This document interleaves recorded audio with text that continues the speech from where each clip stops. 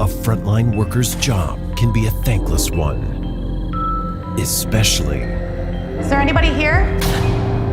when the heartbeats stop What's that? and the hauntings begin. Things like that aren't supposed to happen. This seriously scared the crap out of me. It scared me so badly. Haunted Hospitals on TNE.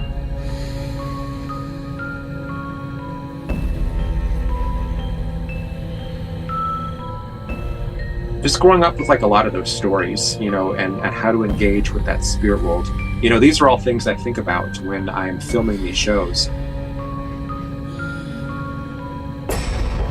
Yeah, I was born on the Pine Ridge Indian Reservation in the Oglala Sioux tribe. My Indian name is Matwachante, which is Sioux for bear heart, which is that Indian name is it's like a coming of age ceremony. And the way my grandfather knew it was time to give me this name was he began having a series of visions in his dream time. And for us, the dream time is a place where we get the bulk of our messages and visions from spirit. It's a place where those who have crossed over can visit us, because we believe the underworld, the spirit world, and the astral lie really close together. So it's easy for spirits to move into that dream time and impart messages. So for us, like a dream time visitation wasn't any different than a physical visitation. We took those really seriously. So he began taking it really seriously when he saw one of his eagle feathers moving around, and the wind kept catching it. He'd find it like in different places. And so in one dream, he found it rotating above a lake, and he went to investigate. He looked down, he saw a set of bear tracks. So he followed them to the edge of the water. And when he looked in, he saw my reflection smiling back at him. So that's how he knew that eagle feather was for me. It was time for my name. I thought I was going to get something like really cool, like Nightwing or something like that. But it's just based on like your spirit. And in my family, I have like a really big heart. People came to me for information. They always cried on my shoulder. So that's why he named me Bearheart. But like the earliest stories he would tell me, like my bedtime stories, were ghost stories. And these weren't just like goosebumps or something cute like that. These were like real stories, real things that happened. And there weren't just stories. There were actually instructions on how to engage with that spirit world. So as far back as I can remember, every one of my family has had numerous experiences with the paranormal. For instance, right now, one of our elders is getting ready to cross over. So in our tribe, for Lakota Sioux, this is a time when you really have to be mindful, because there are a number of paranormal experiences, poltergeist activity that begins to heighten. You really have to pay attention to your dream time. And this is just basically a message from spirit, from our ancestors, to prepare ourselves emotionally and to say our goodbyes if there's anything we need to communicate. So I went down to Denver 2 days ago to be with my family. And again, everyone was having their share of paranormal experiences. This is kind of like my Batman room, and I've had like a lot of paranormal activity in this room. This is why I was filmed from here. But one of the my signed action figures, had jumped off the wall. I had a doorbell. Like in the 4 years I've lived here, the doorbell cover flew off the wall and landed on the floor. And then we heard a woman downstairs. So it's been really hard to sleep, because for us, we know this is just people coming back. People that are going to escort my aunt into the spirit world. But it's really distracting, and you never know if you're going to see that person, if you're going to hear them. But again, my dream time has just been really like rich, lately.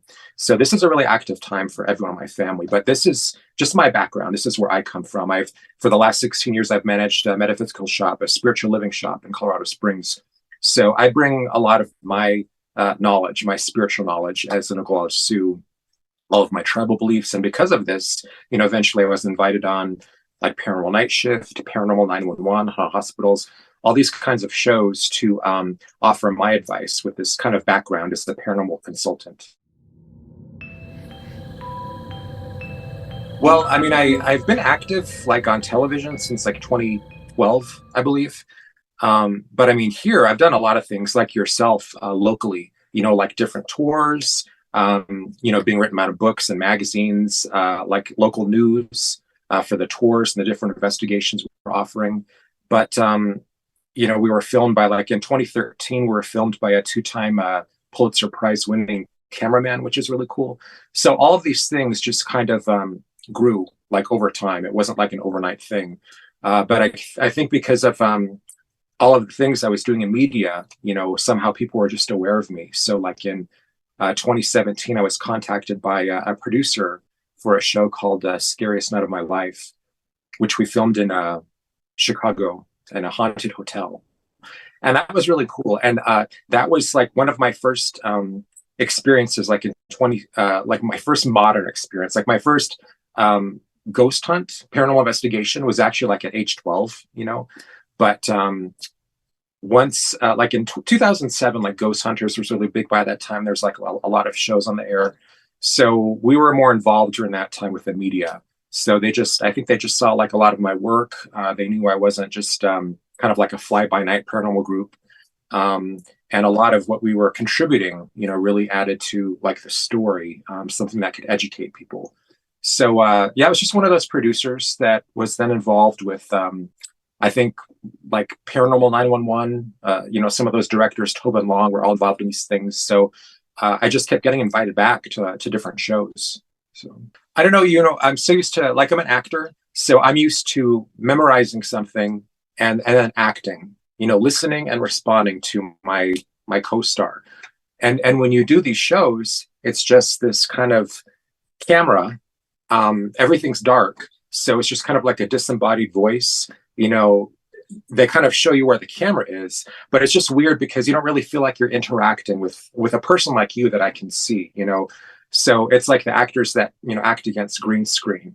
You want a really compelling story, and you want to provide educate the public as much as you can, but it's very different from acting. Obviously on these shows, you're giving real information. You're having to be aware of not really a character, but you want to tell a compelling story. You want to make everything you say like vibrant and interesting. And so when I film these shows, I'm given like, for instance, a book of case files, usually like 13 different case files. So they're just like a collection of different stories. And I'm asked to give commentary, like what I think is going on, because she keeps seeing this creature in the basement. What do I think this creature is? Is there anything in my background as a Native American that would explain what this is? Shapeshifters, whatever it is. And then, but again, with television, it's usually like the scariest thing. These are like, a lot of times people don't understand, these are like our modern ghost stories. And, ghost stories were always trying to, kind of like traditionally spooky. So there's a lot of people that, I had a friend at the time, he's like, these shows are like so fear-based, like they're fake. They're just like putting more fear into the world. Well, people like to be scared, just like ghost stories. That's why we tell these ghost stories. You have a safe space to kind of get that like ooh, ah. But when I got on these, I'm not trying to scare anybody. I'm just trying to educate them. So when I tell these stories, it's, I'll get there and it's almost like this soup. I have all these stories floating in my head, all these people's names. So when I get there, it's hard enough just to keep track of who did what. But fortunately, like Tobin Long, and, I've had some really, really great directors guide me, on a lot of these shows. So I'm really grateful to be involved with these. Well, I've been on TV since like 1991. I used to be like on a dance television show. I was a dancer at one time, so I was always in front of cameras. So I didn't need any instruction on that. The part of switching gears for me was that it's almost like in my store, the spiritual living store. Someone comes in, they're having some paranormal activity. They've seen one of the shows. They think something similar is going on in their house. So they need some sage or Palo Santo, Florida water, something to restore the natural balance. So, that's what I'm there for. So I can just very naturally and very gently explain what these tools are. So it's the same thing on these shows. I stuff so much information in my head because I want to educate the viewer so much, because there's so much misinformation out there. And granted, there is like a lot of fear, and I'm trying to take them out of that space because obviously it's a lot of what we put out. A lot of our investments are returns. So I try to get people to take more responsibility for their life experience, and to, when I first started my paranormal investigation group, which was at the time called the Spirit Chasers, it's now called Future Ghost. we did a lot of what we called residentials, where we went out and just smudged people's houses, burnt sage, sweetgrass, cedar, all of these things. And then like next week they need us again. Another 2 weeks they need us back. So it got really exhausting and got really expensive because we didn't accept any, payment for this. As a SUE, we weren't allowed to really accept any payment for that. But we just found it far more empowering people to teach them how to do it themselves. So on these shows, it's, I have this opportunity to educate people, get rid of some of that like misinformation. But as soon as that camera's on, there's just no, obviously you want to be like kind of like a one-take wonder. So on the plane, I always think like on the plane there, I'm going to have time to like memorize all of these case files. And that never happens. It's just too distracting because usually I'm only getting my case files like less than a week before I film. So with my full-time job, I don't have a lot of time to like write 3 pages worth of commentary for like one story and then memorize all of those things. So sometimes it can be like a really stressful experience because you're trying to decide what you're going to pick out from this commentary that's going to best educate the public, but it's also going to be something that they're going to use. You're going to want to use buzzwords or something that's maybe popular or just something that's really going to get their attention and stick with them, So, but again, because it's television and for entertainment purposes only, it's often going to be the more scary kind of thing because that's what gets the ratings up, So sometimes it's frustrating, but sometimes it's also neat to see what they do with the story once they add the special effects and everything else. For myself, who grew up with ghost stories, it's amazing. This is something I always wanted to do. So it's really in line with my spirit. It's just I think the pressure comes from I'm representing the Oglala Sioux. Obviously, I don't want to shame my family. But again, once you record it, you never know what they're going to use. Or, for instance, there was a show back in I'm not going to name the show, but when we got there, they asked us 2 different questions. What was your experience at this location? And what's your favorite horror story? What are your favorite things about this story? Tell us about the story and what happened. So what ended up happening was when it premiered, they had they had combined the 2. So it made it look like I was talking about this location that we were in, but they were using the explanations from like this horror story. So they made it sound like I was in this horrifying space and I was like terrified and there was murders there and all this stuff. And I was like, well, I didn't say that, but I did. It's just the way they manipulate it. So fortunately, they don't do that like on hospitals or paranormal 911, any of these things. And that's why I keep returning because it's done in a very professional manner. It's not as sensational as like some of the other shows I've seen out there. So, and nothing against the shows at all. They're all fun. But I think there is a lot of misinformation there. So that's why it's really important to me just to provide something and to ground people, because when a lot of people are asking for help with paranormal activity in the home, the first thing, it's almost like a doctor, do no harm. So you really got to get them out of that fear, that state of fear, which can contaminate your perception. Everyone is so friendly, so creative. Every time I filmed out there, it is just such a great crew. And there's so much harmony there, too. I mean, there's so much chemistry. So they really know how to put you in a comfortable space where you can just relax and speak,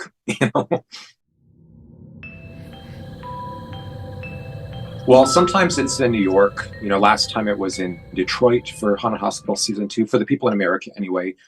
Sometimes it's in Toronto. I never know where they're going to send me. But for instance, the first time I came to Toronto, I had such a terrible experience. And it's funny because, I grew up watching, like in the 90s anyway, like a lot of shows that were filmed in Toronto, like, as a horror enthusiast, like Friday the 13th, the series, or as someone who's loved sci-fi, like Captain Power and the Soldiers of the Future were filmed out there. So there's a lot of shows that were filmed that I love in Canada. And I've always loved Canada. So I was so looking forward to this experience, but I didn't understand some of like the language, like the signs. I got out there, I didn't have Canadian money. For some reason, I have a really bad habit of wearing really bad shoes when I go to film. No one's going to be looking at my feet, but I'm always getting these like nice new boots before they're broken in. So I'm wandering all over like downtown Toronto, probably in places where I shouldn't be. I don't know. But all of those things are really uncomfortable. And then you get put up like in a hotel room, which is just unfamiliar. They're nice hotels, but like where I sleep, I have crystals by my bedside, things that influence my dream time, a really comfortable space. So because I'm a person that's really sensitive to energy, I really pick up on the energy of the people that used to be there. I don't consciously attempt to do that. It's just I'm always aware of that. So when I filmed, I think it was season 3 of Haunted Hospitals, the people in the door, the people in the room next to me were having a karaoke party or something. So I didn't get to bed till like about 2 or 3. And usually I'm up late anyway, like memorizing all these stories. So I have all the stories straight, what I want to say about these stories, and making sure it's just quality, like a quality communication. But when your call time is like at 7:30 around there, like it was like for season 4, that's really hard because for one, your bags have bags, so you're concerned about how you're going to look. But then two, you're just trying to keep a track of everything that you're just wanting everything to sink in. It's like sitting with the script and trying to memorize everything. So for me, again, it's just they put you like in a really wonderful space, but it's more of my own, I think, anxiety that I'm trying to overcome about how I want to communicate like the best thing possible that I can that's going to be most helpful for the viewing audience, because this goes everywhere. Like Haunted Hospitals, you have it in Canada, season 4. They have it in the UK. We don't have it here in America yet, which is the biggest question why. And I think it's because, right now there's like a writer's strike, there's an actor strike. But even before that, like a lot of these shows go right to Discovery Plus and Travel Channel. Well, right now there's this merger that's happened with Discovery Plus and HBO, which is now just called Max. So I know a lot of the programming was kind of like on hold, and then now with the strike, we don't know when that's going to end. So I haven't even seen anything I filmed. I've had people reaching out to me just this last week. Do you know anything about season 4 when that's supposed to premiere in America? And I still don't yet. Like right now, they're already looking for stories for season 5. So yeah, I think there's also like rights issues because, for instance, when I filmed Scariest Night of My Life, there's only one episode that made it to Discovery Plus, and that one episode has been on there for months. There's been no additional episodes. Like I think I was in episode 4, but so it's just really strange. And some of the other shows I've done are not yet on Discovery Plus. They've been on Travel Channel and all these other places. But there's so many streaming services now. It's just insane.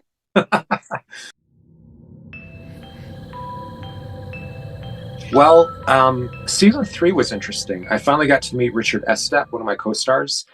He also lives in Colorado, I believe Boulder. But we were always just kind of like, we've done the same things, but we weren't ever like in the same location. We always knew each other. So that was nice to finally, meet him. And that one was really weird because that was like during the height of the pandemic. So everyone was masked. I filmed that like in downtown Denver.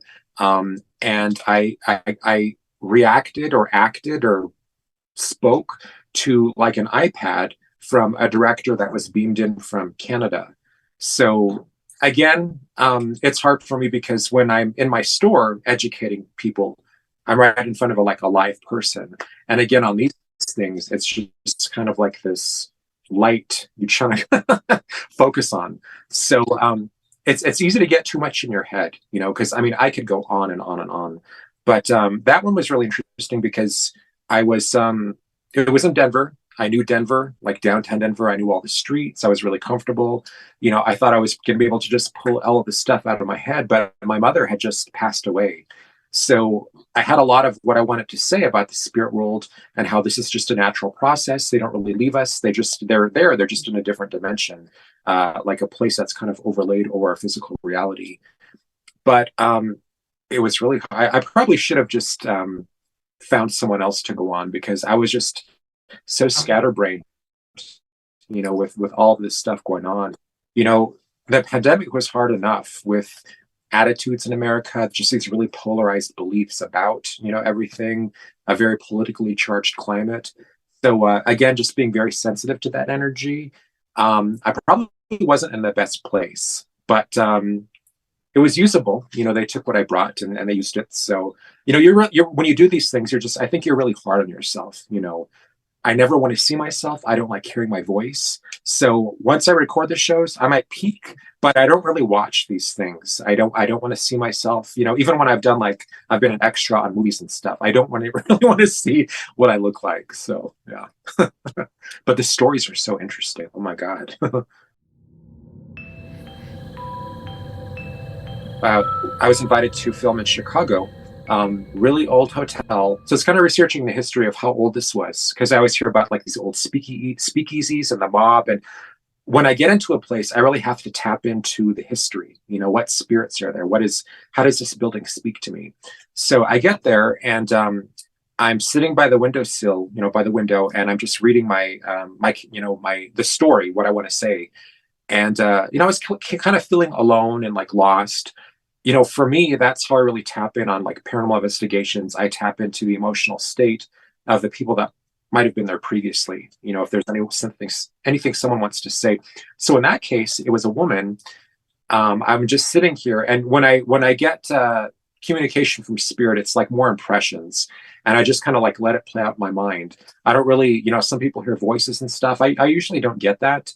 So I'm sitting there and I'm trying to go over my lines, because my filming is like within like, I think 45 minutes. And I'm aware of a woman sitting next to me. And what happened was, through this like movie, this mind movie, she was having an affair with a man. And she was kind of like a mistress. So he would meet her at this hotel, which was the room that I was in. And for some reason, he didn't come. I think he chose his wife over, this woman. So she's just crying and she doesn't know what she's going to do with her life. And before I knew it, I was starting to cry too. And, you always try to say, oh, I'm just having an emotional release. I'm really stressed out. I'm just doing kind of like this release on it, like when I get before the camera. Really wasn't any of those things. It was just being in the same emotional state. So then before I knew it, it's like, oh no, I've got 5 minutes to get downstairs and onto set. So I'm rushing. I forget something, one of my pages, I have to go back. And when I opened the door, I thought what I saw was like a door knocker. But when I processed it later, it was like a tie. So because I was in this, I got like in this very rushed, high energetic state, I tapped into another spirit that was there, which was a businessman that used to stay in this room for his conferences or like whatever. And I only saw him like briefly, but again, when I go to these places, I usually, it's really like being in that same emotional state as someone previously that really unlocks like a lot of this activity. So that one was a really neat one to film because spirit is present, the energy is just flowing. And when you get that, it's just all of the information you want to convey just comes out, effortlessly. Well, they really do. So, for instance, I believe these are the ones from like season 4. So what I do is I print them out. I kind of like highlight the main like things I want to focus on, and then I'll type out exactly what I want to say about them. So, for instance, you might get things. Is this story about dealing with an errant spirit? What are shadow figures? This person is seeing a blur. What could that blur be? Well, I don't know. I wasn't there. They give you as much of the story as you can, but a lot of this stuff you're just trying to like, well, okay, how much more can I say about shadow people? How much more can I say about demons? Because as an Oglala Sioux, I'm only pulling what I know from my tribe. There's a lot of shows out there that have a lot to say about Sasquatch, which is in our tribe too. We've seen these things like skinwalkers. We know about these things. Shadow people obviously are very, I don't want to say popular. It's really great that these things are coming into mass consciousness and people are getting more information about how to engage if they want to engage or protect themselves from these things. But for something like demons, as a Lakota Sioux, we had a different belief system. We didn't have a concept of heaven or hell. We didn't worship Jesus, way back in the day. So when they talk about like demons, we have entities that might be seen as malevolent, but they're more like an animal kind of like defending its realm, even for me as a Sioux, like my uncle was like a reservation cop. So he would see a lot of these things traveling these back late at night, spirits, when I'd say, well, how do you know that was a spirit and not just someone hitchhiking off the side of the road? Well, you can see through them. Spirits generate their own light, they're luminous, And I'd be, oh, what did you do? You're not really supposed to approach these things. You have no business because you don't know. It's unpredictable. It can be dangerous. These things have energies that can be toxic to us. So you don't really, and then even if you were like a healer or a medicine man in the tribe, you weren't to go in areas where there was like a lot of death because you could take on that energy and not only kind of like energetically infect yourself and be infected with like maybe like become like a host where this spirit, this attachment might start influencing your beliefs and your thought patterns and eventually your behavior. But if you're doing healings on someone, then that energy goes into that person too, because we hear so much about attachments and everything else and how to protect yourself from these things. But, when you have people willingly going into these locations and, like myself, I willingly, like last night, I willingly went into a location that was really high in paranormal activity.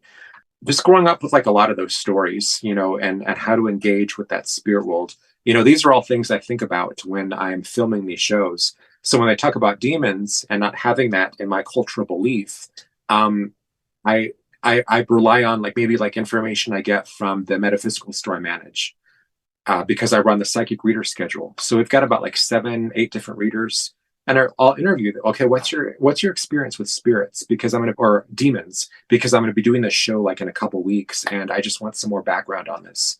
So there's always ways to educate yourself instead of just getting on Google.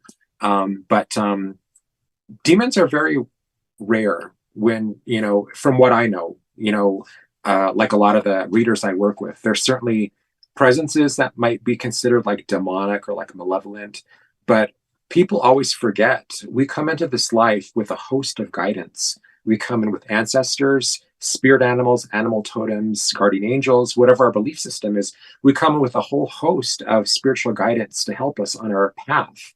So a lot of times we forget that those guides are there to kind of protect us from things that go on in their realm. So there's a lot of misinformation, I think, about demons. I think Richard Estep is writing a book now about demons, which is really great to kind of take away from some of the sensationalism, like on a lot of these shows.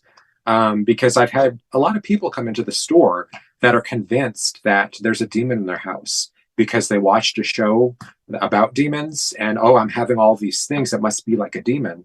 I had this woman come in, God bless her, must have been about three months ago. And she's like, I have a demonic presence in my house that's not letting me burn sage. I'll light the stick of sage and it doesn't burn. So I went over there and her sage was just packed too tight that no air could get in there. I was like, this isn't a demonic presence.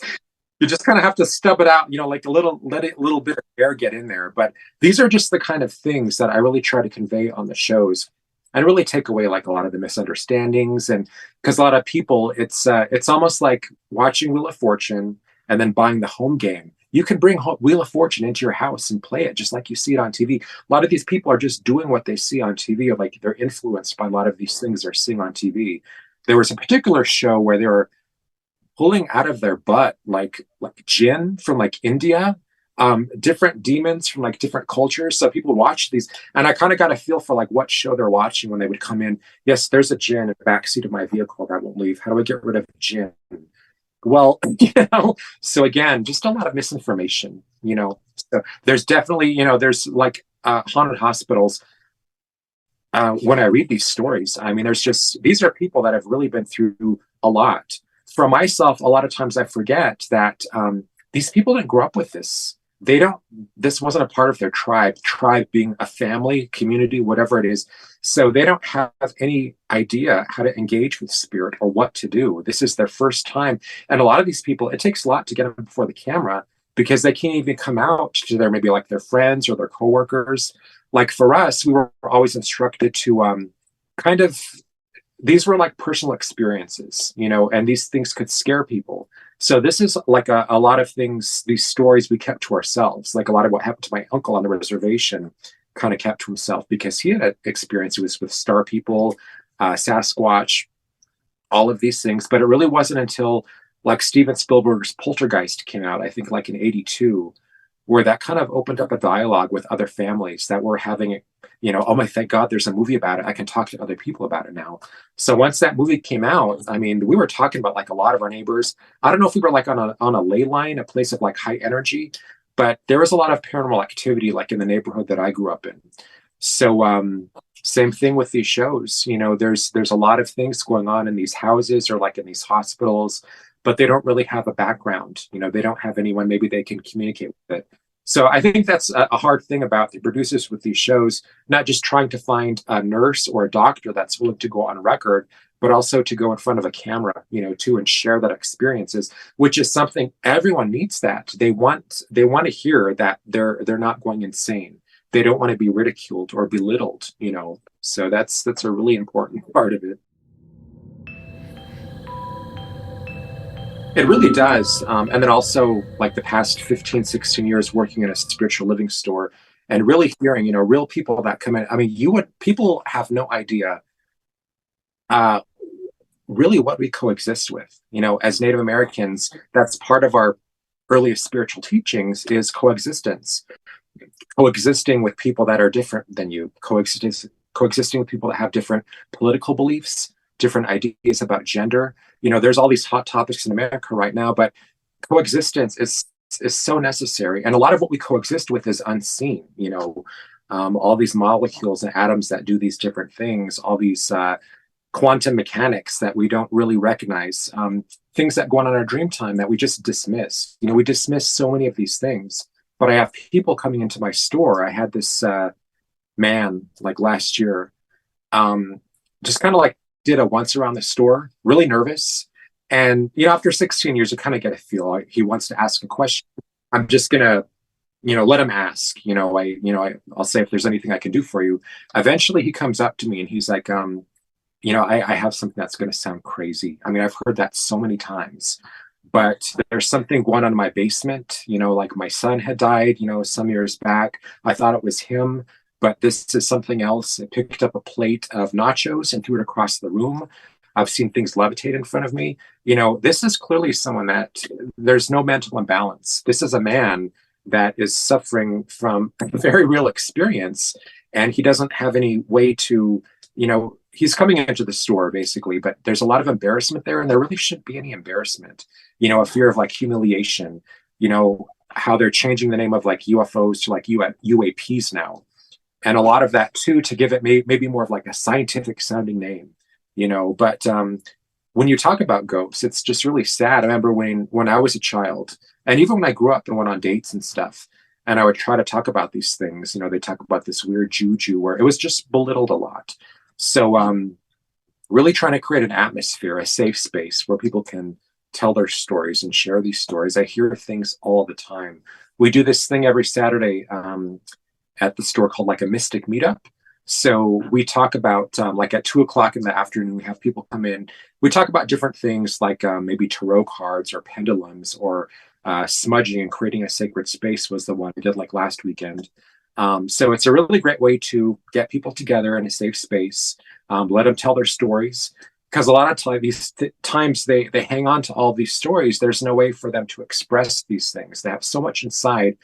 And it's not just that, but they need witnesses. They need someone to validate like what they're going through. So that's another big part of it too. And just listening a lot of times too. Definitely, I've seen so many people cry like on camera too. It's like an actor, I have to cry, at the, like for particular scenes. But even when I'm not in that space, just being honest and open and genuine with people and present, even if I'm just telling a story to like a camera. There was one, maybe it was the second season of Haunted Hospitals, or maybe it was Paranormal 911. But there was a woman who was taking a motorcycle ride with her brother. And he had spun out. He was driving a ways in front of her, but he had spun out and went under a truck and was killed instantly. So this EMT gets to the scene, and the woman spun out and went under the vehicle. So this woman comes to the scene, this EMT, and she sees this woman come up like in the motorcycle gear, and she's kind of bloodied and stuff. She's like, "Please don't let my brothers see my body." This EMT thinks she's reacting with a real physical person. So she goes to do something, and the woman's gone. Well, they go to explore the crime scene, and she sees the woman lying dead right there, like in the motorcycle gear. And then her brother's coming, So obviously she's trying to, keep the brother away from the crime scene. But that one just really affected me emotionally. Just the way that I think it takes a lot for these people to share this experience. So this woman was just so honest, and her story was just so genuine. So I kind of got emotional reading that one, because I was really tapping into, like, as a lot of times when I do paranormal investigations, it's being like empathic, really empathetic, and really again tapping into those emotions and being just very courteous of spirit and respectful. I'm really sorry this is something that you had to go through. Last time I was on your show, I talked about going to Vegas. I went for my birthday just a couple months ago, and we stayed at the MGM Grand. Well, it's called the Horseshoe now. It was Bally's. Before Bally's, it was MGM Grand. And in 1980, there was a fire there that killed 87 people. So we got a hold of the coroner's report, and it was so eerie to see exactly where people had died. So we went up floor by floor. Like one of the elevators we took was having a lot of, like, the lights were flashing. It kept stopping on a certain floor. But it was really spooky to see these, like, red crosses and to see exactly where they'd found different bodies and stuff. So when we got up there, the first thing we did was we said a prayer for these people, like offered an apology if we were intruding on their space. And then as soon as we did that, like, this ice machine next to us just started pouring all this water at the bottom and just kind of flooding that area, which I think maybe that was an expression of spirit, any remaining spirit, that they needed water, because back then when this fire happened, there weren't any, like, automatic sprinkler systems, smoke detectors. There was none of that stuff. So because of this tragedy, there's a complete refurbishment of all these hotels. There wasn't even a way to separate the smoke, to kind of, like, seal off the smoke in the elevators. So a lot of people that died from, like, smoke inhalation and stuff. So when we go there, we just try to be very respectful and courteous, and just if there's any spirits there, know that we understand what they've gone through, and we're very sorry if there's anything we communicate as far as if they're stuck in that location, because a lot of these stories I read are about spirits that are just stuck. It's really sad. Again, I believe that we come into this world with a host of guidance that helps those spirits cross over, but there are some occasions where there are spirits that are earthbound, because of the tragedy, the way in which they died. And that's really sad. That's hard to read about, No, because I really have to be available. I really have to put myself in their shoes so I can really understand what's going on. Maybe some people can maybe, like, separate the two, but it's so important to me to offer usable information, in this era of, like, fake news and shows that are, like, really sensational and stuff, to really offer something that's going to be helpful to people, so to where it's like, when people come into my store, well, I just saw this show and I think there's a skinwalker living in my backyard, just that kind of thing, to where I can be on these shows and educate people, and take away a lot of that there's so much paranoia anyway, like, not just in America, but in the world. So anything I try to do is trying to, like, lessen that and take them out of that space, and maybe put them in an environment where they feel that they have more control as far as being able to smudge and spiritually cleanse themselves, their environment, help others, and really put more responsibility out, more light, to hold a light maybe more in their community. So like right now I'm working on my own shows. I'm doing one called I Dare You, which is based more off, like, MTV's Fear from, like, 2000. I'm doing another one called a Dead Time Diner, where I'm just kind of, like, in this diner that's only open during dead time, and I'm talking about different paranormal stories, hopefully waiting for a call and invitation back to haunted hospitals, but also like last year I released my book, Selfies from the Underworld. I'm working on my new one, which is called Dreamtime Architecture. So that'll be out in the fall. And that's more about the Native American Dreamtime, kind of that realm, and how I really balanced the two, growing up. So yeah, there's a lot of trips and different things in the works. So A frontline worker's job can be a thankless one, especially Is there anybody here? when the heartbeats stop. What's that? And the hauntings begin. Things like that aren't supposed to happen. This seriously scared the crap out of me. It scared me so badly. Haunted Hospitals on TNE.